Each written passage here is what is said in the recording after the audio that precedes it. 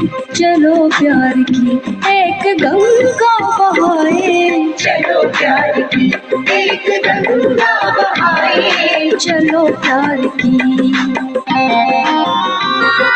चलो ध्यान की एक बगिया लगाए, चलो ध्यान की एक बगिया लगाए, चलो ध्यान की एक बगिया लगाए, चलो ध्यान की एक बगिया लगाए, चलो प्यार की, चलो प्यार की एक गंगा बहाए, चलो प्यार की एक गंगा बहाए, चलो प्यार की।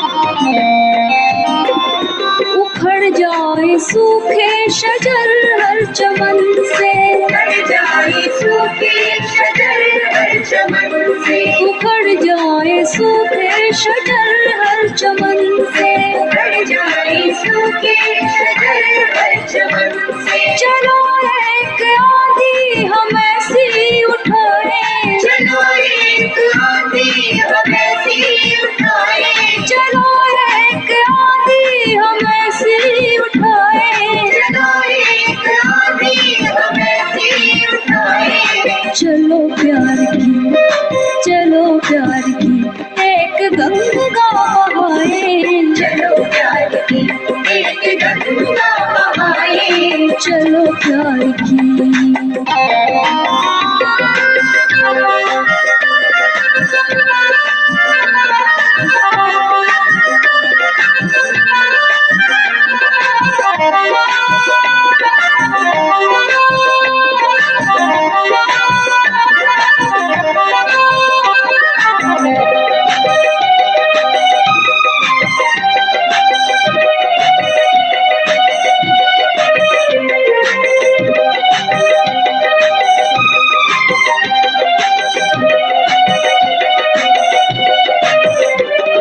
नहीं मीरा को कोई राणा जहर दे, नहीं मीरा को कोई राणा जहर दे, नहीं मीरा को कोई राणा जहर दे, नहीं मीरा को कोई राणा जहर दे, न सुकरात को कोई विष अब पिलाए, न सुकरात को कोई विष अब पिलाए, न सुकरात को कोई विष अब पिलाए, न सुकरात को कोई विष अब पिलाए, चलो प्यार की, चलो प्यार की एक गंगा बहाए, चलो प्यार की एक गंगा बहाए, चलो प्यार की।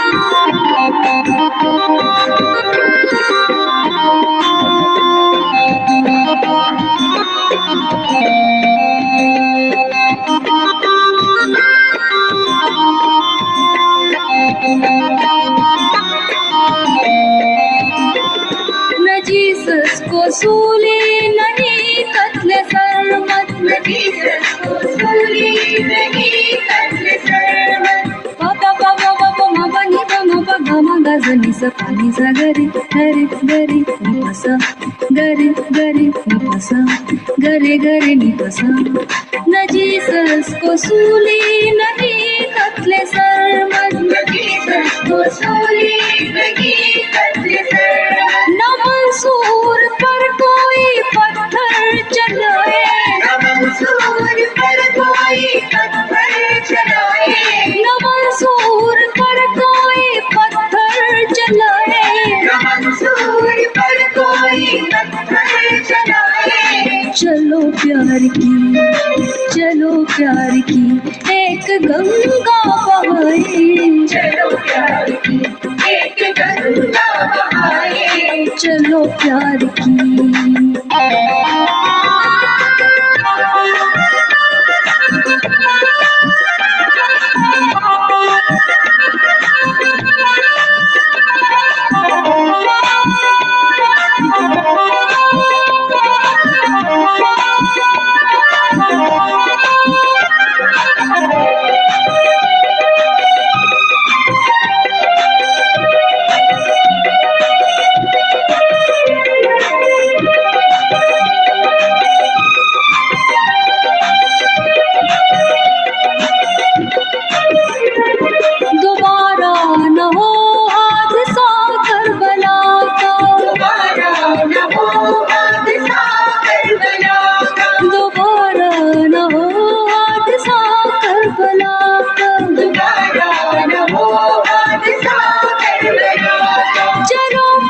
चमत्कार ऐसा दिखाए चलो कुछ चमत्कार ऐसा दिखाए चलो कुछ चमत्कार ऐसा दिखाए चलो कुछ चमत्कार ऐसा दिखाए चलो प्यार की एक गंगा बहाए चलो प्यार की एक गंगा बहाए चलो प्यार की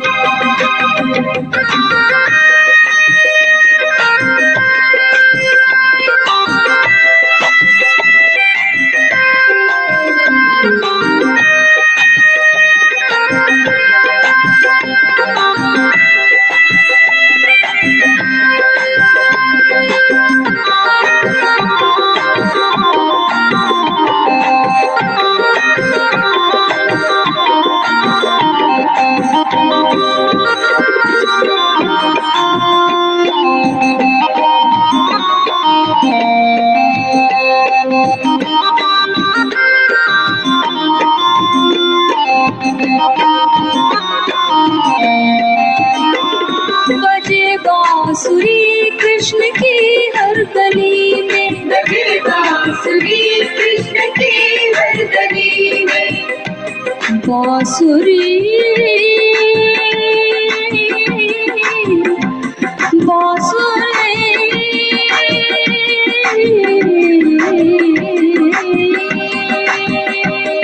बजे बांसुरी कृष्ण की हर गली में बजे बांसुरी कृष्ण की हर गली में निज ज ज ज ज निज ज ज ज ज निज ज ज ज ज निज गम प बजे बांसुरी कृष्ण की हर गली में बजे बांसुरी कृष्ण की हर गली में चलो आज राधा को सर से लगाए चलो आज राधा को सर से लगाए चलो आज राधा को सर से लगाए चलो आज राधा को सर से लगाए चलो प्यार की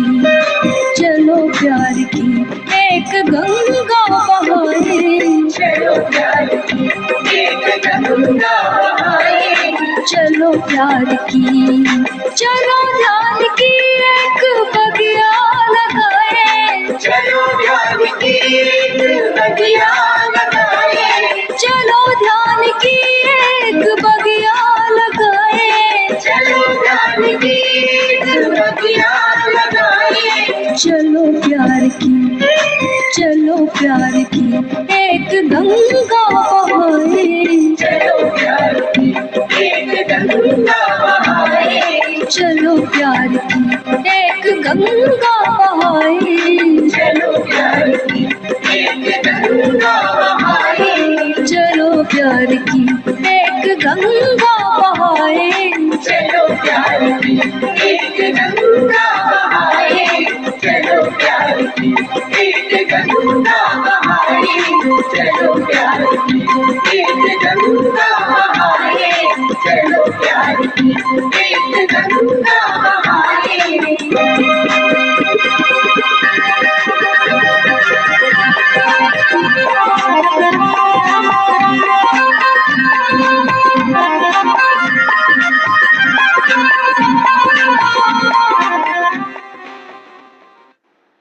ओशो, बैठ जाएं, बैठ जाएं।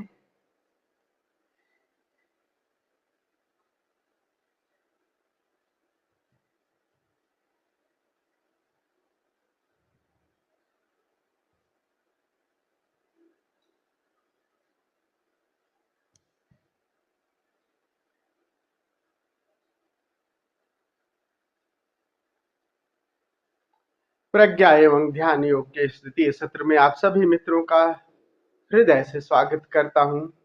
आप सभी को प्रणाम करता हूं। हम पिछले दिनों से भगवान के बुद्ध के प्रज्ञा सूत्रों को भी समझ रहे हैं और ध्यान की विधियों को भी कर रहे हैं। तो आज भगवान बुद्ध का जो अष्टांगिक मार्ग का अंतिम सूत्र है सम समाधि। बुद्ध कह रहे हैं सम समाधि, यानी समाधि भी सम हो, सम्यक हो, ध्यान भी आपका सम्यक हो। तो ध्यान और समाधि थोड़ा सा फर्क है। क्या फर्क है वो हम जानेंगे। पहले ध्यान के बारे में आप लोग बताइएगा कि थोड़ा सा, ताकि आगे बात बढ़े। ध्यान है क्या? ध्यान ध्यान के बारे स्वामी, में ध्यान सर निर्विचार चित्त की अवस्था है स्वामी जी। निर्विचार, वेरी गुड, वेरी गुड। निर्विचार चित्त की अवस्था। और कोई इसका और कुछ और दूसरा भी ध्यान के कई और कोई परिभाषा हो सकती है? कुलदीप जी। स्वामी जी, जैसे अलग अलग संतों ने अलग अलग परिभाषाएं दी हैं, तो अतुल जी ने जो कहा कि ध्यान निर्विचार चित्त की अवस्था है, वो मतलब वो एक तरह से समाधि की ओर इंगित कर रहे हैं। और जैसे ओलिया बाबा ने कहा है कि निराकार को देखना ध्यान है, उसके बाद में वो समाधि। लेकिन जो ओशो जिस ध्यान की बात कर रहे हैं, जो मैं समझता हूं, वो जीवन के प्रति क्षण सजगता की बात कर रहे हैं। ये मतलब केवल वो 1 घंटे की बात नहीं कर रहे, चाहे कुछ भी कर रहे हैं हम, जीवन के हमारे हर पहलू में ध्यान और होश की प्रैक्टिस और वो बढ़ता चला जाए, तो तभी एक ध्यान को संपूर्ण, मतलब एक होलिस्टिक वे में कहा जा सकता है कि हम ध्यान की यात्रा पे हैं। तो मुझे भी यही परिभाषा निजी तौर पे पसंद है कि ध्यान का मतलब हर क्षण जितना आप होश साध सकते हो, होश की प्रैक्टिस कर सकते हो, चाहे आप कुछ भी कर रहे हो, तो वही यही प्रैक्टिस हमें वास्तव में जो जिसको आंख बंद करने वाला ध्यान कह रहे हैं या समाधि कह रहे हैं फर्दर, उसमें ले जा सकती है। होश की प्रैक्टिस, होश मतलब ध्यान ही होश है स्वामी जी। नाम मुझे लगता है, मुझे ऐसा पर्सनली लगता है, क्योंकि मैं जैसे मैंने बताया कि जैसे ओलिया बाबा ने टेक्निकली दी है कि जब आंख बंद करके बैठते हैं और जो निराकार को देखना ध्यान है, लेकिन डेली लाइफ में भी जो होश है वही ध्यान है। हर क्षण में उसको अवेयरनेस कह लो, ध्यान कह लो, होश कह लो, सजगता कह लो, कॉन्शियस होना कह लो। तो मुझे ये ज्यादा परिभाषा पसंद है कि हर क्षण ध्यान में होना। ध्यान मतलब होशपूर्ण होना। ये मुझे मुझे ऐसा लगता है पर्सनली कि ये ध्यान मेरे लिए ये ध्यान है एक्चुअली। बहुत सुंदर, बहुत सुंदर। और अब सुनील जी, आप भी कुछ बोलेंगे? प्रणाम स्वामी जी। स्वामी जी, आपने कहा कि और ये सही भी है कि ध्यान की काफी परिभाषाएं हैं, लेकिन हम जो एक साधारण व्यक्ति के रूप में ध्यान को समझते हैं ना, तो ध्यान शब्द ही वहां से घटित होता है जब एक घटना नहीं सही होती ना, तो कोई बोलता है "अबे ध्यान से करो"। तो उस समय चाहे हम अपने घर के किसी काम को अगर अच्छे से नहीं कर पा रहे, तो सुनने को जो शब्द मिलता है, यार ध्यान से करो, ध्यान से पढ़ो, ध्यान ध्यान ध्यान। तो ये शब्द पहली बार तो जीवन में तब आता है। फिर आता है कि ये एक विधि की बात होती है जिसको लेकर आप चर्चा कर रहे हैं अभी, क्योंकि जैसे कुलदीप जी ने कहा कि ध्यान तो हमारे घटाने से तो घटने वाला है नहीं, हम तो एक अवस्था में एक वातावरण को क्रिएट कर कर एक अपनी अवस्था बनाते हैं कि यार अब हम एक ध्यान की तरफ अग्रसर हों। और ध्यान का जो मतलब है, धीरे धीरे विचारों से मुक्त होते हुए हम पहले किसी एक चीज पर आते हैं, फिर उससे भी बाहर जाते हुए अपने आकाश की तरफ, या जो अभी इन्होंने अतुल जी ने शब्द का प्रयोग किया, उस तरह की चीजों को और अवेकनिंग और ये सब, कि हम सोते हुए में भी अवेकन्ड भी हैं। ठीक है, हमारी वो जागृति की जो मुझे लगता है ध्यान टोटल वो प्रक्रिया है जिसमें हम जागृत रहकर, अवेकन्ड रहकर जीवन को जीने की कला सीख पाए। उससे पहले जो अभी हम बैठकर चर्चा कर रहे हैं कि उसको पाने के लिए हमें किस प्रक्रिया को अपनाना है, कैसे वो घटित होगा, कैसे वो हमारे लिए सुगम होगा, कि हम जैसे कुलदीप जी कह रहे हैं कि जीवन में प्रत्येक क्षण ध्यान में ही रहें। तो वो आप जैसे गुरुओं के माध्यम से हम धीरे धीरे चल ही रहे हैं उस अवस्था के लिए। बहुत सुंदर, क्या सुंदर, बहुत अच्छी बात कही। अंशुला, तुम्हारा नंबर है। क्या स्वामी, बात मैं एक हाँ चीज छोटी सी और ऐड करना चाहूंगा हाँ कि ध्यान अपने आप में बड़ा ही एक सेल्फ एक्सप्लेनेटरी और रहस्यमयी शब्द भी है। जैसे जैसे ओशो ने एक सवाल के जवाब में, किसी साधक ने पूछा था कि मतलब मैं ध्यान करता हूं तो मेरा मन करता है कि मैं लोगों से ज्यादा ना मिलूं, और मुझे ऐसा लगता है कि मैं अपनी खुमारी में और उसमें ही मस्त रहूं। तो ओशो ने उस व्यक्ति को ये कहा था कि जब तुम किसी दूसरे पर भी ध्यान देते हो तो उसको भी बहुत अच्छा लगता है, और वही प्रेम है, दूसरे पे ध्यान देना। हाँ और अगर हम डेली लाइफ में देखें तो कोई भी व्यक्ति, चाहे मैं हूं या कोई भी हो, पत्नी हो, पति हो, कोई भी माता पिता हो, वो ये कहते हैं कि यार हमारे पे ध्यान ही नहीं दे रहा, यानी कि प्रेम ही नहीं कर रहा। तो ध्यान एक ऐसा शब्द है मेरे हिसाब से कि जो साक्षी भी बिना ध्यान के कुछ नहीं है, अंतर यात्रा आंख बंद करके जब हम बैठे हैं वो भी कुछ नहीं है, रिश्ते नाते भी कुछ नहीं है। मतलब ध्यान ही हर चीज की फाउंडेशन है। जैसे हमारे ऊपर कोई ध्यान नहीं देता तो हमें लगता है, बड़ा नेग्लेक्टेड फील होता है।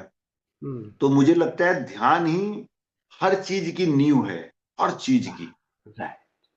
बहुत क्या बात।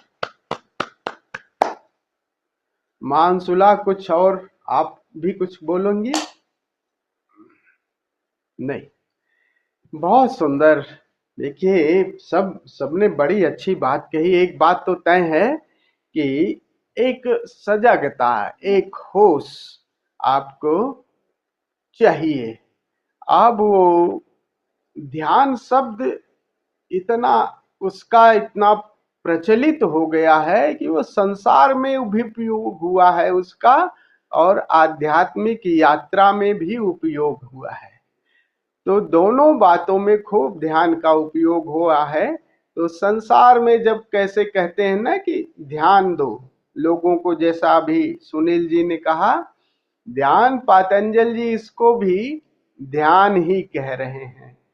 ध्यान दो का मतलब यहाँ पर जब जगत में हम ध्यान देते हैं तो वो एकाग्रता की बात है, आध्यात्मिक दृष्टि से, कि एकाग्रता की, किसी पर ध्यान दो, अपने कार्य पर ध्यान दो, उस पर ध्यान दो, यानी कोई आया है तो उस पर ध्यान दो, और प्रेमल हो जाओ तो प्रेम पूर्ण ध्यान दो। तो ये जगत के लेखे कि संसार में हो तो यही ध्यान एक पर, यानी चेतना जब मल्टी डायमेंशनल बहुत सारे तरफ अनफोकस्ड है और मूर्छित है, क्या है, मूर्छित है, तब वो चंचलता है, वो ध्यान नहीं है। और ध्यान चेतना जब एक पे आ गई और जागी हुई है, तब वो एकाग्रता हो गई, कंसंट्रेशन, एकाग्रता, जिसको जगत में आवश्यकता है, जरूरत है, होश की आवश्यकता है। एकाग्रता में होश है और एक पर हैं आप, किसी एक पर हैं, उस पर। तो ये भी ध्यान है, पातंजलि इसे भी ध्यान कह रहे हैं। तो धारणा जिसे कहते हैं ना, जहां से शुरू होता है यम, नियम, आसन, प्राणायाम, प्रत्याहार, धारणा का जो पार्ट है वही एकाग्रता का है, कंसंट्रेशन, कंटेम्पलेशन, यानी एक पर फोकस्ड हो जाना। लेकिन इस फोकस में अवेयर रहिए, जागरूक रहिए, तब ये ध्यान, इसीलिए कह रहे हैं ध्यान दो। संसार में कहते नहीं जा रहे हो जरा ध्यान से, इस काम पे ध्यान दो, पढ़ाई पे ध्यान दो, यानी जगत के कार्य जो भी कर रहे हैं, जो भी लक्ष्य पाना चाह रहे हैं, उस पर जब हम फोकस्ड हो जाते हैं, उसी को ध्यान कह रहे हैं जगत में। तो ध्यान का बहुत बड़ा विस्तार हो गया है। अब आते हैं आध्यात्मिक लेखे पे। यही है बात, तो यही है बात, यह है कि अब यात्रा ध्यान की है कि इससे ऑब्जेक्टिव अवेयरनेस होगी। जो हमारा जो स्थूल पार्ट है, ये संसार बस उसी पे फोकस्ड है। अपने विचारों पे ध्यान दो, अपनी भावनाओं पे ध्यान दो, अपने शरीर पर, अपने कर्म पर, ये सब तो बाहर, इसमें चेतना बाहर भी है और चेतना बाहर नहीं भीतर भी है। तो जब भीतर की तरफ लौटते हैं, अपनी तरफ लौटते हैं, तो भीतर भी, भीतर अपने स्वयं के भीतर भी देखना, वो भी ध्यान है। अपने मूल में वापस लौट आना, अपने मूल के प्रति जागना, वो भी ध्यान है। तो ध्यान के बड़े रूप हो गए। तो ध्यान का, जो ध्यानियों का अर्थ है कि अब जैसे कह रहे हैं वर्तमान के प्रति जागे, वर्तमान में क्या होगे, जिसे अभी स्वामी कुलदीप जी ने कहा वर्तमान के प्रति जागे रहना। वर्तमान के प्रति जागे रहोगे तो क्या होगा, वही निर्विचारता आएगी ना। जब कृत्य में टोटलिटी के साथ अगर जग जाओगे तो वही निर्विचार, और निर्विचारता आपको शून्यता में ले जाती है। कहाँ विचार, कहाँ रहते हैं विचार में, फिर तब कुछ भी नहीं बचता। तो एकदम वही, चाहे कहो निराकार के प्रति जागना, निर्विचार अवस्था, ये सब एक ही बात है। क्योंकि दो तरह की साधनाएं हुई ना, सामयिकी और शून्य की साधना। महावीर जैसे सामयिकी मतलब समय के साथ, अब असमय में, सामयिकी का मतलब जहां टाइम नहीं रहा, समय से यात्रा शुरू करो। समय में क्या है, शरीर है, विचार है, भावनाएं हैं, यहां से देखते देखते आप शून्य में चले जाते हो।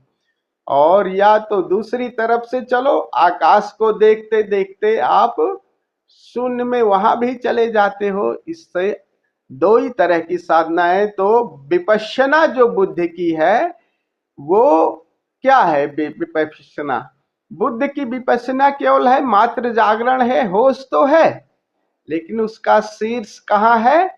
बुद्ध कहते हैं कि शरीर के प्रति, देह के प्रति जागो, चलते फिरते उठते बैठते अपने प्रति जागो, और विचारों के प्रति, भावनाओं के प्रति, और फिर और गहरे जाओगे, विचार भावना, एक शून्यता पैदा होती है, उस शून्यता के प्रति जागो। और जागते वहां महाशून्य है भीतर, भीतर जो आत्मा की धरती पे है उनके प्रति। जी अभी जी एक मेरा बड़ा प्रैक्टिकल क्वेश्चन है यहाँ पे इस चीज पे। और मैं इस चीज पे बहुत सोचता हूँ कि जैसे जैसे फॉर एग्जाम्पल एक साधक जब अध्यात्म में प्रवेश करता है कि मैं देखता हूँ अध्यात्म क्या है, कोई शिविर करता है, कुछ करता है, तो जैसे आपने भी कहा कि पतंजलि ये कह रहे हैं कि बाहर जो एकाग्रता है वो भी ध्यान है, क्योंकि अवेयरनेस ही का तो इस्तेमाल हो रहा है। तो दो सवाल है मेरे, दो मार्ग हैं। एक तो ये है कि किसी साधक को ये बताया गया कि भाई आपकी जो अवेयरनेस है, जो कॉन्शियसनेस है, जिसकी वजह से आप हर चीज को जान रहे हो, चाहे वो टेस्ट हो, देखना हो, सुनना हो, सूंघना हो, कुछ भी हो। एक तो ये है कि प्रत्येक क्षण में आप वर्तमान में चाहे कुछ भी कर रहे हो, तो आप पूरा ध्यान पूर्वक रहो, होश, एक अवेयर रहो कि क्या हो रहा है चारों तरफ, कि चाहे वो शरीर पे कहीं कुछ हो रहा है या कोई व्यक्ति सामने बैठा है वो कुछ कर रहा है, तो और सिर्फ ध्यान के बारे में उसको बताया जाए। फिर जब वो व्यक्ति, वो साधक आंख बंद करके बैठेगा, तो उसको सिंपल इतना कह दिया जाए कि भाई आंख बंद करके जो भी दिख रहा है, चाहे वो अंधेरा दिख रहा है, चाहे कुछ भी दिख रहा है, उसको बस आराम से ध्यान पूर्वक देखते रहो। एक तो ये सरल मार्ग है। एक ये मार्ग है कि साधक के उसमें बहिर्जगत और अंतर जगत में इतनी ज्यादा शब्दावलियां ला दी जाए और उतनी ज्यादा टर्म्स ला दी जाए कि जब वो आंख बंद करके बैठे, वो तो टर्म्स उसके दिमाग में चलना शुरू हो जाए कि ये है, ये है, ये है, अब कुआं दिखाई देगा, अब ये इतने डायमेंशन हो जाएगा, अब ये इतने डायमेंशन हो जाएगा। तो मुझे लगता है कहीं ना कहीं ये एक मतलब मैं ये नहीं कह रहा कि इसका फायदा या नुकसान है, लेकिन कहीं ना कहीं अगर इस चीज को बिल्कुल सरल रखा जाए कि आंख खुली है और पूरे अवेयर हैं, वो भी ध्यान है, और आंख बंद है और जो भी सामने दिख रहा है वो भी ध्यान है। भले ही पतंजलि इसको धारणा कह रहे हैं कि धारणा से ध्यान में आप प्रवेश करोगे, वो सबके लगे। तो अगर इसको हम बिल्कुल सरल रखें, मतलब उतनी ज्यादा शब्दावलियां ना, क्योंकि मैंने देखा है कि लोग फिर इन शब्दावलियों में इतने ज्यादा उलझ जाते हैं कि वो फिर ये शब्दावलियों की 15-15, 20-20, 25 साल चर्चाएं चल रही हैं। तो इसके बारे में आपका क्या कहना है स्वामी जी? बहुत बहुत सुंदर। देखिए, शब्दावलियां कभी कभी देखो, दोनों चीजें नुकसान भी है और फायदे भी हैं। चुनाव क्या करना है। कभी कभी क्या हुआ है कि शब्दावलियां इसलिए बतानी पड़ती हैं साधक को, और वो बात घटना घटती है और साधक कभी कभी समझ नहीं पाता, अरे वो घटना घट गई। लेकिन नुकसान ये है कि अगर वो ईमानदारी से नहीं चल रहा है तो उसको वो प्रोजेक्ट कर लेगा। ये दोनों नुकसान हैं। अभी क्या हुआ देखो ना, हम लोग ओंकार का, उस नाद का जो श्रवण कर रहे हैं, नाद के बारे में जो जानकारी कर रहे हैं, आप देखो कि पिछले जितने इवन ओशो ने भी इसके बारे में, नाद के बारे में कहाँ बहुत ज्यादा बात की, बहुत थोड़ी सी बात की है। और इतनी सरलता से जो चीज मिल गई, अब इसका मूल्य थोड़ा सा कम हो गया ना। अभी एकदम सबको बता दिया गया तो उसका मूल्य भी कम हो गया। और मूल्य कम होगा तो अगर प्रेमिका और पत्नी में यही तो फर्क है, पत्नी रोज दिखाई दे रही है इसलिए अब बेचारी पत्नी का कम हो गया मूल्य, प्रेमिका कभी कभी दिखाई देती है कोई, इसलिए उसका मूल्य उसका होता है। तो रहस्य को एकदम डिस्क्लोज जब कर देते हैं तो उसकी जो वैल्यू है, उसका जो मूल्य है वो खत्म हो जा रहा है। लेकिन दोनों में से एक चुनाव करना पड़ा, इसलिए शब्दों को, वहां तक के बातों को, क्या क्या घटना घट सकती ये भी बताना पड़ा। अब साधक के ऊपर निर्भर है कि साधक कभी कभी क्या होता है कि यात्रा तो करता नहीं, उसका बुकिश नॉलेज लेके बैठ जाएगा, जानकारी लेके बैठ जाएगा, तो वो तो होगी ही। ये वो जो केवल साधना में उत्सुक नहीं है तो उसको ये दिक्कत होगी, वो सब चीजों की सब वो विवेचना कर देगा। अच्छा भी ये दिखाई देगा, ये होगा, ये सब चीजें दिखाई देंगी, ये होगा, ऐसा होता है, ये होता है, और अच्छी ढंग से व्याख्या भी करेगा। लेकिन वो चलता कहीं नहीं भी। और बताने का मूल ये है कि साधक चल रहा है, आने वाले समय में अब गुरु नहीं रहेंगे ना।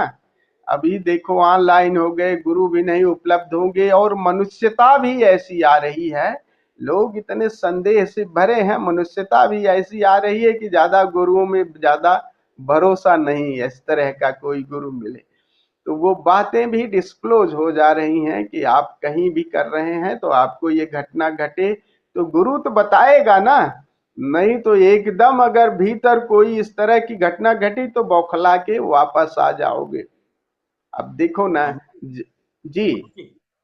मैं एक बात जो कुलदीप जी ने कही, ये कई बार मेरे भी मन में आती है, लेकिन क्या है कि जो अगर एक साइंटिफिक आधार को पकड़ें हम अपने मनुष्य जाति के उसमें, तो एक कोट चलती है जिसको यूनिवर्सली एक्सेप्ट किया जाता है। वो कुलदीप जी वो इस तरह से कहते हैं कि theory without practical is sterile and practical without theory is blind.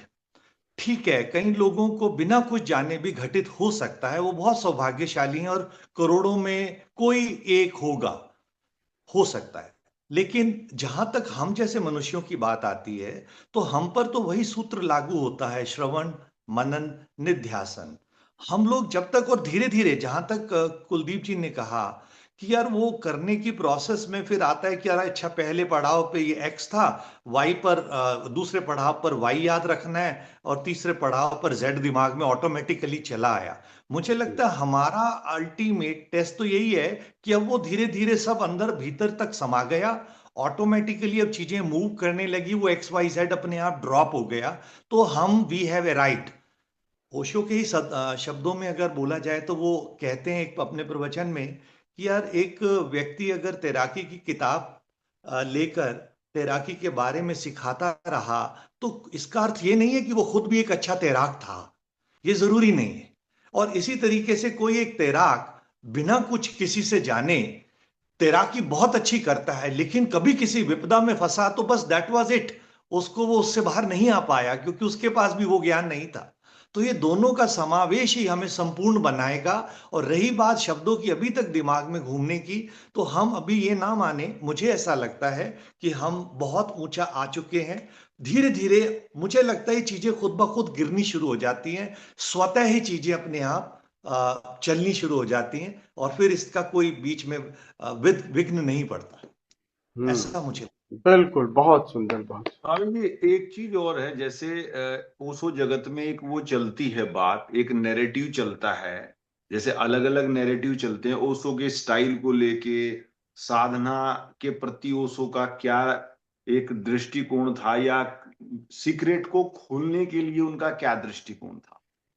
अगर आप देखें, जैसे मैं भी लगभग 15-20 साल से ओशो का साहित्य सुन रहा हूं निरंतर, उनकी वाणी, और शायद ऐसी कोई रात होती होगी कि मैं ओशो को सुन के नहीं सोता, मैं और सृष्टि। तो मैंने एक जगह एक किसी साधक ने ओशो को सवाल पूछा था कि मतलब कुछ प्रवचन माला का ध्यान नहीं मेरे कौन सी, कि कुछ मुझे ऐसे कान में लग रहा है जैसे मतलब झिंगुर टाइप की आवाज है, और वो आवाज लगातार चल रही है। तो ओशो ने उस पर खुल के बताया, उसका जवाब है, मैं ढूंढूंगा उसको किस प्रवचन में है, कि यही ओंकार है, कि जो ये झिंगुर जैसा तुम्हारे कान में ध्वनि बज रही है यही वो अपने ओंकार है। पिताजी को ही नहीं नहीं बताया नहीं नहीं था। नहीं स्वामी जी, नहीं नहीं नहीं हाँ। नहीं, आई एम श्योर, ये मैंने 3-4 साल पहले सुना है, मैं इसको सर्च कर दूंगा 5-7 दिन के अंदर। वो पिताजी को नहीं बताया, वो एक साधारण साधक को बताया है स्वामी जी, बिल्कुल साधारण व्यक्ति को, कोई उनके परिवार से नहीं था। तो यानी इस बात से सिद्ध होता है कि वहां पे ओशो ने खुल के बताया कि यही ओंकार है। लेकिन दूसरी ओर देखें कि जब वो जाने वाले हैं, विदा होने वाले हैं अपने आश्रम में, तब भी वो ये कह रहे हैं कि कोई मेरी नाभि पे चोट कर रहा है और सुनो सुनो। तो कई बार, मतलब मैं ये इसलिए पूछ रहा हूं कि जहां ओशो ने ओशो को बताना था कि उन्होंने एक सवाल के जवाब में खुल के बताया कि बिल्कुल जो तुम सुन रहे हो यही इसी ओंकार की बात कर रहा हूं मैं, वहां छिपाया नहीं, उन्होंने पूरी पब्लिक के सामने माइक पे बताया। लेकिन वैसे डायरेक्ट वो किसी को नहीं बताते थे कि कान में लगाओ और सुनो। हालांकि आपकी बात ठीक है कि अध्यात्म का विकास नहीं हो पाया और फर्दर गुरुओं को ये डिसीजन लेना पड़ा कि अगर विज्ञान और अध्यात्म को पैरेलल रखना है तो ये जरूरी है। लेकिन ये यहां तक तो चलो मेरे समझ में, लेकिन जो अंदरूनी जब हम बैठते हैं तो उसके बारे में अगर बहुत ज्यादा बात ना की जाए, और जहां तक अनुभव की बात आपकी सही है कि कई बार साधक को कोई अनुभव घटा तो वो घबरा भी सकता है, वो लौट, जैसे कि फॉर एग्जाम्पल कोविड के टाइम में मैंने आपसे कई बार पूछा कि मुझे प्रत्येक दिन लगभग ऐसा होता था जैसे गला घुट रहा है और एकदम ऐसे होता था, तो आपने उसका एक्सप्लेन किया था। तो ऐसे अनुभव को जहां से लौटने की संभावना है कि भाई जैसे शरीर के साथ कोई ऐसी घटना हो सकती है, श्वास के साथ, तो उसके बारे में ब्रीफली बता दिया जाए तो, और बाकी चीजों को सरल रखा जाए, बिल्कुल सरल एकदम, तो मुझे लगता है कि ज्यादा अच्छा होगा। हाँ, वो बहुत अच्छी बात है। देखिए, पूरी बात को आपका जैसे ओशो ने किसी को बताया, तो अब वो बहुत ज्यादा डिस्क्लोज नहीं किए उस बात को, इसलिए नहीं किए कि मोस्टली उस समय अगर 1000 लोग ओशो के साथ थे तो ओंकार किसी एक आध को सुनाई देता था, इसलिए उस पर ज्यादा चर्चा नहीं की। अगर ओंकार पर एम्फेसिस करते कि इसी ओंकार पर ध्यान दो तो बाकी सब लोग वो डिप्रेशन में आ जाते ना। अभी वो बात इतनी तक नहीं पहुंची थी इस पर। और एक टेक्निक है, ट्रिक है ना, ऐसा कोई थोड़ी है कि ओंकार ही साधना हो। साधना तो और है ना, वो साधनाएं तो जागरण की भी है, चैतन्य की है और शून्य की भी है। सीधे सीधे ओंकार ही एक तो एक विधि है। ओंकार जो नाद की श्रवण की साधना जो लोग कर रहे हैं वो एक विधि है। और विधि तो बहुत सारी विधियां, अंतर यात्रा की विधियां आप जागरण से शुरू करिए, वहां पे जाइए, तो वो तो एक मील पर एक पत्थर की तरह है, जहां वो आपको अंतिम पत्थर है, जहां वो आपको ध्वनि सुनाई देती है, जहां वो प्रकाश दिखाई देता है। और कभी कभी दृष्टि नहीं होगा तो ना आपको ओंकार सुनाई देगा, नहीं आप सीधे शून्य में भी चले जाओगे। ऐसा कुछ नहीं है कि वो सब, और सुनाई भी ऐसा नहीं, वो तो उस पर ध्यान जाता है तब भी सुनाई देता है। किसी किसी को नहीं सुनाई दिया, उनको किसी किसी को बिल्कुल शून्य में एकदम जैसे स्पेस दिखाई दिया। बट ये है कि वहां तक जाते हैं तो उस पर जिनकी जो संवेदनशीलता है उसी तरह से, तो इसलिए सबको नहीं बताया जाता कि अंतर यात्रा में सबके अलग अलग अनुभव होंगे। किसी के कुछ अनुभव होंगे, किसी के कुछ अनुभव होंगे। कोई सीधे जा रहा कहेगा मुझे कुछ भी नहीं दिखाई दे, रास्ते पे चलते हो ना तो कुछ इतना होता है चंचल व्यक्ति की, अरे मुझे तो यहाँ एक पेड़ दिखाई दिया, मैं यहाँ बगल में तालाब था, इनका घर था। कोई सीधा लक्ष्य पे जाता है ना तो उसको बीच में कुछ नहीं हो तो सीधे सागर में ही जाता है। तो ये यात्रा जो है अलग अलग सबकी है, तो ये सभी के साथ एक आपका अनुभव नहीं बताया जा सकता। सबके अनुभव आंतरिक यात्रा के सबके अलग हैं, लेकिन शीर्ष पे, ध्यान के शिखर पे सबके अनुभव एक से ही है, वो है शून्यता। और शून्यता और जागरूकता, ये बात तो सबको है, चाहे तुम आकाश की साधना कर रहे हो, चाहे विचार से या शरीर से देह से। शरीर से देह से जा रहे हो यात्रा करते, जागते जागते कहाँ होगे, लास्ट में शून्य ही तो हो जाता है। तुम जागे रहते हो और एक शून्यता घटित हो जाती है। उसी को उल्टा कह रहे हैं, जो निराकार की साधना क्या है उसको पहले ही कह रहे हैं उस पर दृष्टि रखो। ऐसा जब निराकार को देखोगे तो ऐसा नहीं कि आकार का पता नहीं लगेगा, अरे आपका विचार भी पता लगेगा, शरीर पता लगेगा, लेकिन दृष्टि अगर उस शून्य पे है, निराकार पे है, तो धीरे धीरे यहां से उधर की तरफ चली जाएगी अपने आप, इससे धीरे धीरे। लेकिन कभी कभी किसी किसी का इधर होता है जो समय की साधना में, तो यहां से शुरू करो। मैं तो दोनों को रिकमेंड करता हूं। जब आप ध्यान में जा रहे हो तो पहले बिल्कुल जो भी है, ताकि शरीर के लेवल पे जो भी करना है वो कर लो, और शरीर राजी हो जाए। यात्रा यहीं से करनी है। दोनों आपको पता है कि हमें जाना है उस शून्य में, तो धीरे धीरे यहाँ से देखते देखते शरीर को, विचारों को, भावनाओं को देखते देखते फिर पीठ फिर लो वहां पर, और फिर शून्य में जाकर के रमो। शून्यता में थोड़ी देर ठहरो, अपने मूल में ठहरो, और वहीं से जब वापस आओ तो बस उसकी याद रखो, उसका बोध रखो, और बोध रख करके आकार के साथ खूब जियो। तो अपने मूल का बोध रखोगे और फिर आकार के साथ जो कृत्य करोगे, ध्यान में क्या होते हैं, अपने मूल में पहुंच जाते हैं, अपने मूल के उद्गम को जान लेते हैं कि स्पेस, ये निराकार चैतन्य ही मैं हूं, और सारे आकार, सब कुछ, ये जो विचार है, भावनाएं हैं, ये सब इसी से पैदा हुए हैं, इसी से आए हैं, और ये सब एक साथ उसी में मर्ज हो जाएंगे, वो शाश्वत चैतन्य ही। तो इसी का तो सारा तो पसारा है, जो मन, बुद्धि, चित्त, अहंकार, शरीर, ये सब उसी का पसारा है। तो एक बार अपने मूल में ठहर जाने की कला ध्यान है। वो एक बार मूल में ठहर जाए तो ये पता लग जाएगा कि अच्छा देह पे है और विचारों पे है, इनके साथ उसकी भी कला आ जाए, तब यही दोनों एक साथ जानना साक्षी है। अंतिम बात तो यही है ना, साक्षी। तो ये ध्यान हमें सिखाएगा, और ध्यान हमें सिखाएगा कि हम, मूल हमारा ये है, और परिधि पे हम यहाँ पर यात्रा सब कुछ कर रहे हैं, जगत के लेखे, शरीर के लेखे, विचारों के लेखे, संबंधों के लेखे, लेकिन मूल वहां है जहां न विचार है, न संबंध है, न शरीर है, न कुछ भी है, वहां है, और वहीं से ये सारा कुछ पैदा हुआ है। और मजे की बात ये है कि हम उसमें रहे भी हुए हैं। ऐसा नहीं है कि आपको फिर से आपको खोजना है, फिर से पता करना है। आप वहीं से आए, हम वहीं से आए। जब हम पैदा होते हैं तब देखो ना, पूरे उसी में, टोटली उसी में रहते हैं कर्म में। ये समाज के साथ जो हमारा, जो इतनी यात्रा है ना जगत के साथ, और ये जरूरी है, वही जो है ना, वही जो परत है, वही परत हमें अपने मूल से दूर कर दी है। फिर अपने मूल में एक बार आ जाओ, फिर इसके साथ, तो ये कंडीशनिंग जो है ना, वो जो परिधि की है, इसी के साथ हम जुड़ गए हैं। तो एक समझो विस्मृत हो गए, तो उसी को सम्मासती तो कह रहे हैं, बस उसकी याद कर लो, तुम हो ही उसी में, और कई बार रहे हो।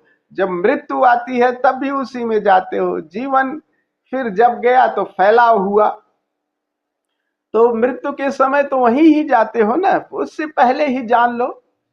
तो ये थोड़ी सी बात है। तो घटनाएं जो है ना, सबकी अलग अलग हो जाएंगी, तो इसलिए घटनाओं पे क्या बात करें, इसलिए बात नहीं करते। तो सबकी अलग अलग होंगी। तो कोई ऐसे कहे कि भाई जब जाओगे तो आपको ये अनुभव होगा, किसी एक को कहेगा वो हमें तो नहीं अनुभव हुआ।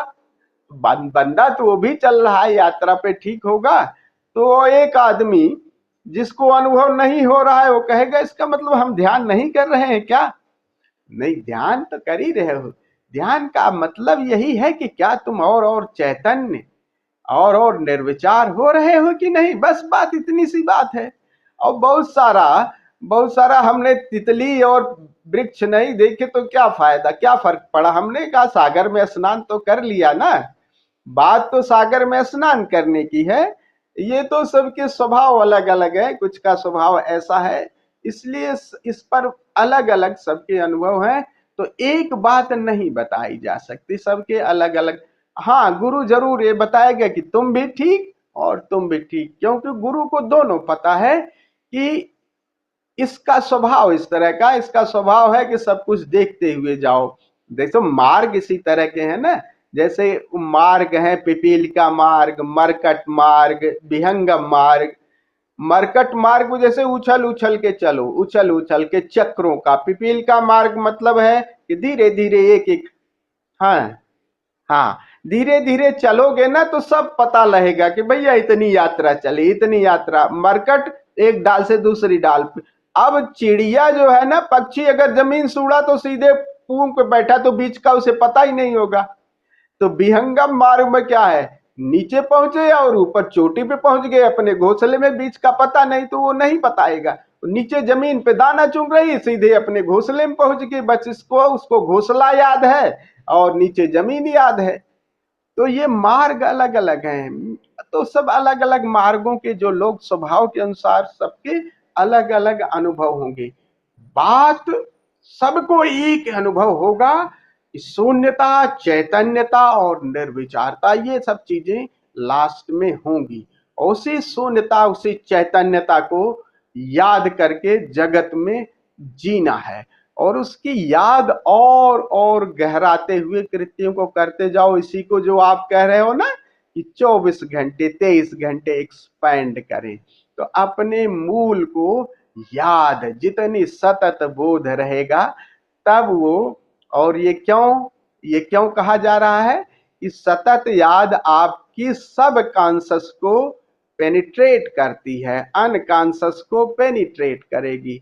जिस चीज को हम बार बार रिमाइंड करते हैं ना, वो हमारे अवचेतन में चली जाएगी। उसकी जितनी गहन साधना करेंगे वो हमारे सब कॉन्शस का हिस्सा बनेगी।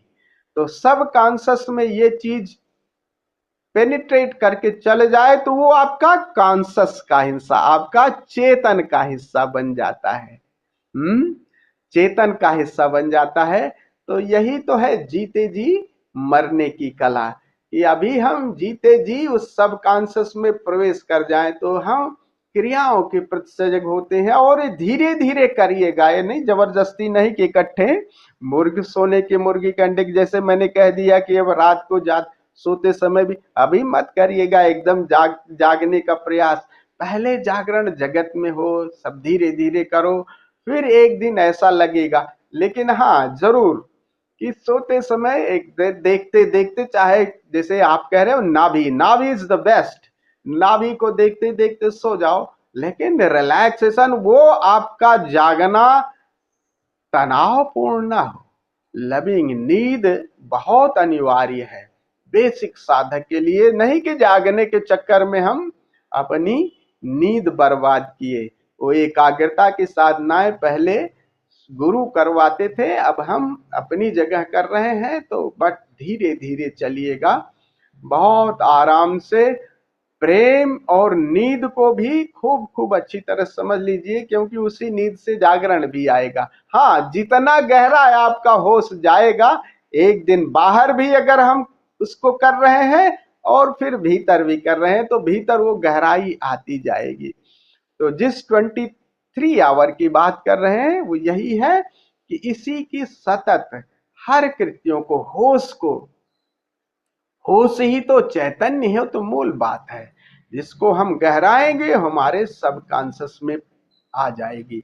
तो अलग से जो ध्यान करते हैं, अलग से इसलिए कि अब उतने समय के लिए हम डीपर जा रहे हैं, गहरे जा रहे हैं। वो अंतिम तक, अब कहाँ तक जा जाते हैं वो हमारे ऊपर निर्भर होता है कि कहाँ तक, लेकिन उसी का प्रयास कर रहे हैं। तो ध्यान तो इसी तरह से एक प्रयास की बात है सतत। और उस प्रयास में बाधा क्या आएगी? उस प्रयास में बाधा आपके 23 घंटे आएंगे, क्योंकि 23 घंटे को हम जिस हिसाब से जीते हैं, बाकी वही 1 घंटे में प्रोजेक्शन होगा। 23 घंटे अगर हमने खाने में कुछ ऐसा कर लिया, विचारों में ऐसा कर लिया, भावनाओं में ऐसा कर लिया, कृत्यों में ऐसा कर लिया, वो आपके 1 घंटे में वही आपको आएगा। तो इसीलिए 23 घंटे को हम होश पूर्वक, ध्यान पूर्वक करते हैं। लेकिन ऐसा थोड़ी है कि जो ध्यान में आप गहराई जाते हैं वो बाहर जगत में करेंगे। बाहर तो आपको परसेंटेज वाइज जीना पड़ेगा ना, सामने जो व्यक्ति है उस पर भी ध्यान रखना पड़ेगा, थोड़ी सी हल्की हल्की बोध भी रखनी पड़ेगी अपने इसकी कि हाँ वहां पे हम गए थे जहां कुछ भी नहीं था, उसका बोध हल्का सा। जस पनिहार इसी को साक्षी कह रहे हैं। ये धीरे धीरे सधेगा, क्योंकि होश कन्वर्ट्स इन दृष्टा एंड दृष्टा converts in meditation, meditation converts in साक्षी, साक्षी में बदल जाता है, और साक्षी में बदलते ही तथाता की स्थिति आ जाती है, ध्यान सहज घटित होना जाता है। अभी देखो ना, जैसे होश साधोगे तो क्या होगा, होश ही आपको ये बताता है यार, होश ही अपने आप बताएगा। कृत्यों को करते करते होश ही बताओगे तो अरे ध्यान, अरे इसके प्रति होश रखते मैं भी हूं, क्योंकि होश में आप भी हो ना। होश रहेगा तो केवल आप देख, अगर होश रहेगा तो आप बिल्कुल अपनी ख्याल रखाओगे, अपनी ख्याल रखाओगे तो जब तक कृत्य कर रहे हो तब तक कृत्य के साथ भाई ऑब्जेक्टिव अवेयरनेस है, फिर होश ही आपको दृष्टा में कन्वर्ट कर देता है। अरे अभी तो, तब फिर देह के प्रति खड़े, कुछ भी नहीं कर रहे तो देह के प्रति जग जाओगे, तो देह के प्रति जैसे जगते हो फिर देह के प्रति दृष्टा हो जाते हो, एक कदम पीछे चले जाते हो, और फिर देह जैसे स्थिर होती है देखते हो कि अरे हम विचारों को भी देख रहे हैं, श्वासों को भी देख रहे हैं, धड़कन को भी देख रहे हैं, और देखने वाला पीछे खिसकता जाता है, खिसकता जाता है। और इसका और गहरा प्रयोग करोगे तो भावनाएं भी गायब हो गई, एक शून्यता, थोड़ी देर के लिए लगता है यार कुछ भी नहीं और मैं हूं। यही ध्यान है, आप हो और कुछ भी नहीं है, विचार नहीं है, कुछ भी नहीं है, लेकिन हमारा होना है। ये क्रमशः ही तो आएगा, धीरे धीरे। इन सब चीजों के साथ जितना हम लविंग और अवेयर रहेंगे उतना ही उन्हीं को गहरे पकड़ पाएंगे। तो इन तलों पर हम जहां है जगत में कृत्यों के प्रति होश रखेंगे तभी वो होश और डीपर जाएगा। तो 23 घंटे का कुल मतलब इतना ही है कि बाकी जो 1 घंटे जा रहे हो वो आपकी पूर्व प्रैक्टिस है, ताकि वो ध्यान को, उस सूत्र को पकड़ सको। और देखो जब इसको करोगे तो मजा भी आएगा आपको। कभी देखो स्नान करो, कभी भोजन करो, एक पे रह जाओ ना, एक पे आ जाओ तो उसका रस भी अलग आ जाएगा। आप भोजन का पूरा स्वाद लो, पूरा टोटलिटी, और बीच में थॉट्स कम आए, देखो कितना आनंद है। स्नान करने जा रहा है, थोड़ा सा स्नान करो और उसकी कूलनेस को, उसकी वार्मनेस को त्वचाओं पे महसूस करो। इन सब संवेदनशीलता बढ़ाओ, और संवेदनशीलता, परमात्मा परम संवेदनशीलता है, और पर संवेदनशीलता और होश एक ही बात है ना। संवेदनशील का मतलब है कि होश और प्रेम दोनों एक साथ जोड़ दो। बिना प्रेम के होश जो है ना वो ज्यादा गहरे नहीं जाएगा, इतना बात बता रहा हूं, क्योंकि प्रेम ही आपको बाहर भी अंतर भी जोड़ता है। प्रेम एक एक कदम, नहीं तो केवल होश आपको तनाव में लाएगा, लविंग अवेयरनेस, तो ज्यादा डीपर नहीं जाएगा। तो 23 घंटे का मूल्य इतना ही है कि हम 1 घंटे, और प्रयास हमारा एक साधक का क्या है, प्रयास ऐसा है कि इस कंडीशनिंग को जो हमने ही बनाई है, ऐसा नहीं किसी और ने बताए। कल वो एक बहुत बड़े, मैंने देखा आपने भेजा है किसी का, वो बहुत अच्छा बोल रहे हैं, मैं नहीं जानता वो शिमला से कहाँ से हैं, ये ठीक ठीक बोल रहे हैं, काफी अच्छे ढंग से बोल रहे थे, वो देखा कि साधक अच्छे हैं। तो वही तो कह रहे हैं कि ये कंडीशनिंग हमने अपने आप ही की है, ऐसा नहीं कि किसी और ने की है, ये हमने ही बाहर से ये सब चीजें कर ली हैं, और फिर इनको धीरे धीरे तोड़ देना है। ध्यान का तो यही मतलब है ना, कि हम इन जिन परतों को किए हैं भैया, उनको, उन खोल को थोड़ी देर के लिए इनसे थोड़ा सा पीठ फेर करके अपने मूल में पहुंच जाएं। अभी मूल से बहुत दूरी, बस धूप छांव का खेल समझो। एक दूसरी भाषा में कहूं, एक श्रम है, एक पथिक है, बाहर जाकर के खेत में खूब, मतलब किसान है, मेहनत कर रहा है, खूब मेहनत किया, मेहनत का मजा लिया, थक गया तो वापस आ गया छांव में, वहीं पास में पेड़ का है छांव, उसका विश्राम किया। तो श्रम करते करते अब थक गए हैं। यही तो बात है कि अब हमें अपने घर की याद आ गई है, तो याद आ गई है तो बस यात्रा भीतर की तरफ चले जाओ, और बाहर भीतर की यात्रा दोनों जान जाओ, बस बात पूरी हो जाती है। फिर जाना कहाँ रे, ये हम वहीं से आए हैं और वहीं फिर वापस चले जाएंगे। और ये पूरे पूरे पथ को अगर जान जाए तो मुक्ति है, यही मुक्ति है। तो हम लोगों का ध्यान का जो अभी आध्यात्मिक अर्थों में ध्यान है कि अपने मूल से के प्रति जुड़ जाना, उसी के प्रति जग जाना, तो वो ध्यान है। और क्या है वो ध्यान? वो शून्य चैतन्य स्थिति। उसके नजदीक क्या क्या है? उसके नजदीक ओंकार है, प्रकाश है, ये सब है, चैतन्य अंतिम है। इसलिए होश को संभाले रखना है। तो चैतन्य यानी अपने मूल के प्रति जग जाना, यही ध्यान है। उसमें धारणा, प्रत्याहार, ये सब सहयोग करती। प्रत्याहार का मतलब क्या है कि अभी हम जहां पर हैं वहां से अब हम अपने मूल की तरफ लौटना। तो लौटने की प्रक्रिया को प्रत्याहार पातंजल कह रहे हैं कि भैया अब हम चलते हैं, यहाँ थक गए हैं, अब मेहनत करके और उधर की तरफ चलते हैं, थोड़ा छांव का आनंद लेंगे, यहाँ बहुत थक लिए काम करते करते।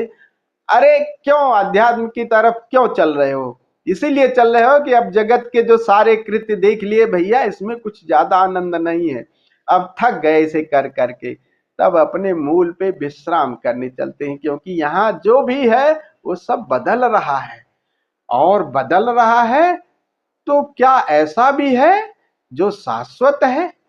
अगर सब बदल रहा है तो क्या ऐसा भी है शाश्वत है? हाँ, ऋषियों ने बताया और तुमने भी जाना है, बस विस्मृत हो गए हैं। बस उसकी तरफ आंख उठा के चलने की बात है। उसी को सबका, उसी को समझो कि विधि है, वही टेक्निक है। उसी विधि को हम आंख उठा करके अब अपने मूल की तरफ लौट रहे हैं, विश्राम करने लौट रहे हैं। और दोनों चीज पता हो गई तो फिर आना जाना आराम से हो सकता है। ध्यान का कुल इतना मतलब है, उसमें प्रत्याहार, धारणा, ये सब सहयोगी है। तो आज का जो सत्र है, जो बुद्ध कह रहे हैं सम समाधि, तो एकाग्रता को आप ध्यान मत मान लो, प्रत्याहार को धारणा मत ध्यान मत मान लो, ये सब चीज हमें समझ लेनी चाहिए। क्योंकि सीढ़ियों को ही अगर हम ध्यान मान लेंगे तब उससे आगे नहीं जाएंगे।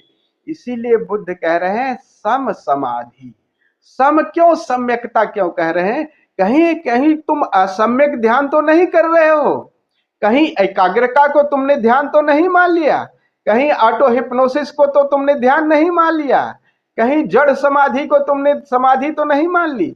इसलिए सम्यक समाधि बुद्ध कह रहे हैं कि जड़ जो है ना, समाधि क्या है? समाधि यही तो है कि तुम, ध्यान क्या है? तुम अपने मूल में हो, जागे हुए हो, और समय वहां नहीं है, वहां समय नहीं है। तीन चीजों को समझिए, जागृत, स्वप्न और सुषुप्ति, ये तीन चीज तो हम लोग समझते ही हैं। अभी हम हैं, जागे हुए हैं, जागे भी हुए हैं और सजग भी हैं, और साथ साथ विचार भी चल रहे हैं और समय भी है। इसी को कह रहे हैं जागृत। जागृत का मतलब आंखें जागे हुए हैं, सब कुछ देख रहे हैं, और साथ साथ पैरेलल विचार भी चल रहे हैं, और समय भी हो गया कि भैया इतना समय हो गया ध्यान का, समय भी चल रहा है, ये जागृत है। स्वप्न में भी क्या है? स्वप्न में भी क्या है कि समय चलता है लेकिन आप सोए हुए हो। स्वप्न में क्या है? समय है, उसमें भी आखिर स्वप्न में भी आप चलते तो हो, स्वप्न में भी अगर कोई चीज देखते हो उसका भी टाइम पीरियड, चाहे वो 1 सेकंड का सपना आप देख लिए पूरा लंबा, लेकिन उसमें भी समय है। और क्या है उसमें? मूर्छा है। तुम, समय है और मूर्छा है। सुसुप्ति में क्या है? सुसुप्ति में क्या है? स्वप्न भी नहीं है, समय भी नहीं है, लेकिन मूर्छा है। तुम्हें पता नहीं है, उठ के बताते हो कितने समय तक यार खूब नींद सोई। और तीसरी स्थिति है जिसे कह रहे हैं तुरिया, जिसे सम समाधि बुद्ध कह रहे हैं, ध्यान कह रहे हैं। वहां जागरण है, समय नहीं है, और लेकिन तुम हो, किसके प्रति हो ये नहीं कहा जा सकता, लेकिन आपका होना है वहां पर। उसी को बुद्ध कह रहे हैं सम समाधि। तो सुसुप्ति और समाधि में बस यही फर्क है, सुसुप्ति में भी समय नहीं और समाधि यानी ध्यान में भी समय नहीं है। तो इसलिए समाधि को जड़ समाधि मोस्टली जो है लोग जड़ समाधि, क्योंकि समय वहां भी नहीं है, वहां भी पूरे रिलैक्स हो जाओगे, लेकिन वहां जागरण नहीं। तो जिसे योगियों ने योग निद्रा, योग तंद्रा कही है कि सुसुप्ति, योग निद्रा, यो समाधि नहीं है। इसके प्रति भी जागृत कुछ जड़ जो योगी है ना, वो इसकी समाधि का प्रयोग करते हैं और बहुत सारे प्रयोग करते हैं, जानवर भी करते हैं। रीच क्या है, हाइबरनेशन में चला जाता है, मेढक ना हाइबरनेशन में, वो ट्रिक है उसकी, वो उतने समय तक के लिए वो भी चढ़ा जाता है समाधि में, वो जड़ समाधि, उसकी बात नहीं कर रहे हैं। और ये जड़ समाधि अक्सर लग जाती है, कब लगेगी? ये जड़ समाधि लगती है चौथे और तीसरे शरीर के बीच लगती है। तो कभी कभी देखता है ना, ओंकार सुनते सुनते आप नीचे खिसक जाओगे ना, तो वहां भी निर्विचारता घटित हो जाएगी। वो जड़ समाधि, अगर जागरण नहीं है तो नींद बहुत अच्छी आ जाएगी। योग निद्रा में नींद बहुत अच्छी आ जाती है, इसलिए नींद का भी खूब प्रयोग किया है योगियों ने। लेकिन जागरण और नींद को, दोनों को खूब खूब ध्यान में रखिएगा।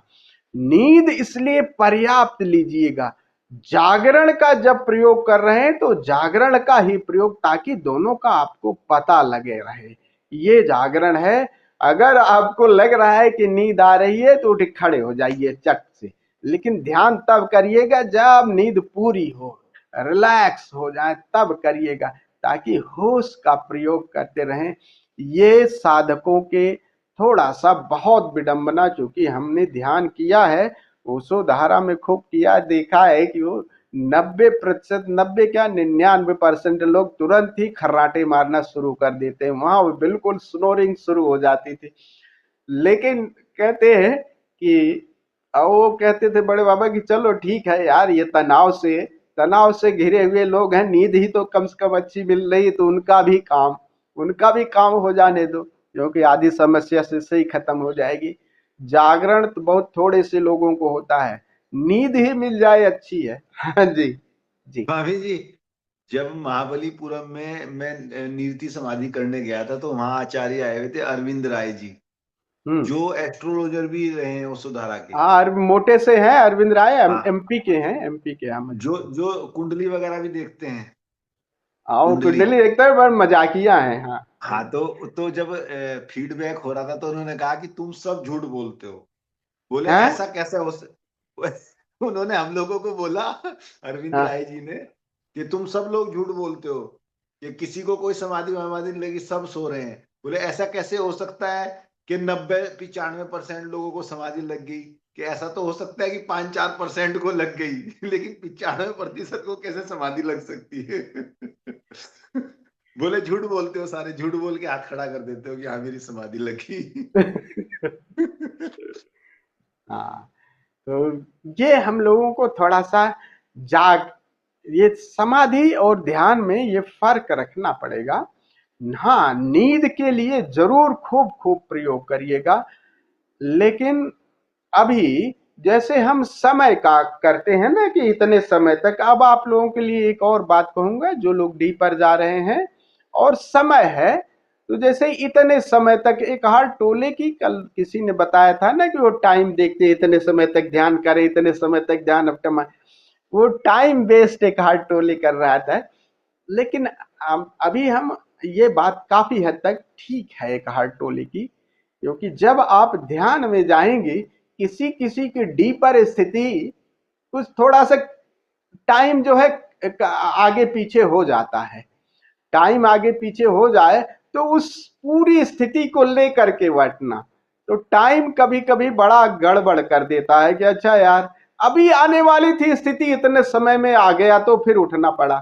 तो अगर आपके पास समय हो तो अब टाइम को छोड़ दीजिएगा, टाइम को थोड़ा सा, अगर समय है, नहीं है तब टाइम को रखिएगा। अगर समय है, बस ध्यान को अलग से ही आप इसको लीजिए, जब आपकी पूरी नींद पूरी हो इसका खूब ध्यान रखिएगा, तभी ध्यान करिएगा, नहीं तो जैसे ही रिलैक्स होंगे वैसे ही आपको नींद आ जाएगी। तो अच्छा होगा कि जितने समय तक आप जग रहे हैं, होश पूर्वक हैं, वहां तक जैसे ही अब झटकी लगे हम लोगों के यहाँ वहां जब हम विपश्यना ध्यान करते थे, वो पता नहीं सबको जानकारी रहती थी, वो जब विपश्यना ध्यान ऊपर रूप में करते थे तो एक वो डंडा लिए रहते थे, वो जिनकी वो देखा ना, वो चेहरे से पता लग जाता है नींद में हो कि जागे हो। आंख बंद किए हैं, अब जैसे ही जिनकी झपकी वैसे टन से मार देता, और टन से वो टिक से मारने इतनी सजगता उस समय बढ़ती थी, एकदम आदमी सजग हो जाता, फिर उसके बाद नींद नहीं आती थी, क्योंकि वो जागने का प्रयास कर रहा है, एकदम तुरंत नींद आ गई और तुरंत खोपड़ी पे एक टंगा, वो केवल डंडा लिए फिरता रहता, वो चेहरे को देखते ही कि अच्छा ये बंदा अब गया, तो तुरंत ही खोपड़ी पे डगा देती थी, तो जागरण वैसे ही हो जाता था। ऐसे ही जब लगे कि अब नींद आने वाली है, उठ जाना, ताकि जागरण नींद में दोनों में फर्क समझ लेना। हाँ, ध्यान के लिए नींद और उसके लिए रिलैक्सेशन और जागरण के उपाय कर लेना, क्योंकि रिलैक्स हो पाओगे तभी ध्यान में मिटना तभी हो पाएगा। वो भी उपाय कर लेना और वो भी उपाय कर लेना कि क्या नींद ना आए, तो ये ध्यान में रखना है। तो ध्यान क्या है? होश है और जागे हुए हैं और समय नहीं है उस समय। अभी हम जब जाते हैं तो समय का बोध, इसमें भी एक बड़ा होगा ना कि वो क्या होगा कि अगर ध्यान में जाओगे इतनी देर स्थिर रहोगे, अच्छा वही घंटी बजी नहीं, अभी डेल नहीं बजी, ध्यान नहीं होगा वो, फिर वो आप उसी प्रत्याहार में और धारणाओं को देखने में ही वापस आ जाओगे, मेडिटेशन नहीं होगा, शून्यता नहीं होगी, समय का बोध। इसीलिए कह रहा हूं कि थोड़े समय के लिए जब आपको टाइम मिले तब बिल्कुल स्थिर होकर के एकदम तब छोड़ देना, कह देना घर वालों को यार जब मर्जी उठे तब उठूं मैं, तब एक इसका थोड़ा सा अनुभव लेना। लेकिन उससे पहले खूब ध्यान रखना कि समय उमय का तब उसमें मत रखना। वो हो सकता है कि आपको 40 मिनट में, हो सकता है सवा घंटे में हो जाए, तो शरीर शिथिल होगा, विचार शिथिल होगा, और देखोगे विचार और शरीर शिथिल होते होते एक तनाव आएगा, तनाव की स्थिति को पार कर जाओ, देन आप देखो तब वहां समय नहीं रहता, ध्यान वहां घटित हो जाता है। इसका प्रयोग कभी आप करना जब आपके पास समय हो, कोई डिस्टर्ब करने वाला नहीं हो तब, और शरीर को थोड़ा सा एनर्जाइज कर लेना, और फिर तब इसका प्रयोग करना। वहां समय को बद लगाना, तब वो अपने आप शरीर हल्का हो जाएगा, अपने आप वापस आएगा, तो अब तब वापस आइएगा। तो बुद्ध जिसे सम समाधि या सम्यक ध्यान कह रहे हैं, उसका कुल इतना ही मतलब है कि आप जागे हुए हो और समय नहीं है। और दूसरी बात कि तुम जागे हुए हैं किसी के प्रति नहीं, बस जागे हुए हो, बस जागे हुए हो। अनफोकस्ड अवेयरनेस, अवेयरनेस है, अनफोकस्ड अवेयरनेस, तुम सबके प्रति बस होश मात्र, और उस होश मात्र में किसी के प्रति नहीं, बस है इजनेस वहां पर, तो प्रति भी खत्म हो जाता है, और फिर वो भी अंत में निर्वाण भी सब जब खत्म हो जाएगा तो वही बस ध्यान का अगला कदम ही समाधि है। तो समाधि और समाधि का अगला कदम संबोधि। तो ध्यान और समाधि का लक्ष्य क्या है? संबोधि। जब तक संबोधि न हो तब तक समाधि तो ऐसे 2-3 बार घटेगी, लेकिन उसको बार बार कल्टीवेट करना है। संबोधि का मतलब अब उसी पे चेतना ठहर गई, अब वापस नहीं, समाधि में फिर भी गिर जाओगे, समाधि अगर लग भी गई ना तो फिर वापस जगत में आ जाओगे। संबोधि अगर एक बार मिल गई, चाहे प्रथम दर्जे की मिल गई, संबोध भी कई तरह की हैं, तो संबोधि चाहे प्रथम की मिल गई, चाहे द्वितीय, चाहे तृतीय की, तृतीय तो अंतिम बात है, लेकिन प्रथम की भी संबोधि अगर मिल जाए तब समझो कि बात पूरी हो गई, द्विज हो गए, प्रथम तल का तो पूरा कर लिए। तो समाधि, ध्यान, ये सब ध्यान एक्सटेंशन है समाधि। समाधि और समाधि का लक्ष्य क्या है? संबोधि। हम वहां पर जाकर के अब अपनी खूंटी गाड़ दिए, जैसे झंडा गाड़ दिए, ऐसे कई बार जाते हैं, अब हमारा झंडा गड़ गया, अब हमारा गिरना मुश्किल हो पाएगा। तो समाधि फिर संबोधि, बात कुल इतनी है जागरण की। तो क्या क्या ध्यान नहीं है? एकाग्रता ध्यान नहीं है लेकिन सहयोगी है। हिप्नोसिस ध्यान नहीं है लेकिन सहयोगी है। निद्रा जो असम्यक समाधि, वहां भी समय नहीं है लेकिन मूर्छा है, वो भी समाधि नहीं है। बुद्ध सम्यक समाधि ये कह रहे हैं कि जहां तुम हो इजनेस, होना है, लेकिन किसके प्रति होना है ये कुछ नहीं। आकाश है और चैतन्यता, space full of awareness, space full of awareness, पूरा एक साथ सब कुछ जान रहे हैं, वो स्थिति है समाधि। तो थोड़ी सी बात और फिर कल भी इस पर बात करेंगे, हैं? तो चलिए 2 मिनट के लिए खड़े होकर के हम शरीर को एनर्जाइज करते हैं, फिर आप लोग बैठ करके ध्यान करिएगा या लेट करके, जैसे भी हो।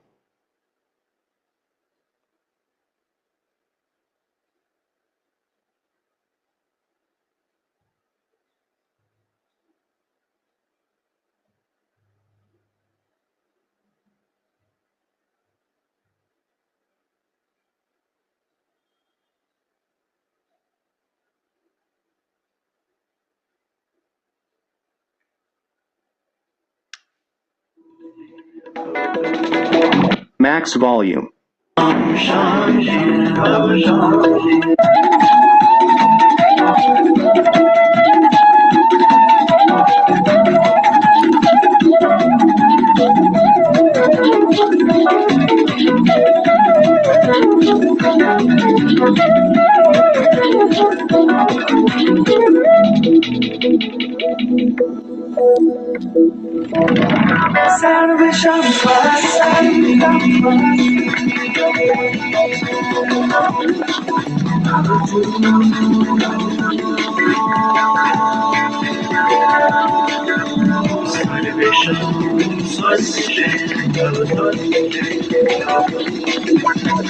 सर्वेषां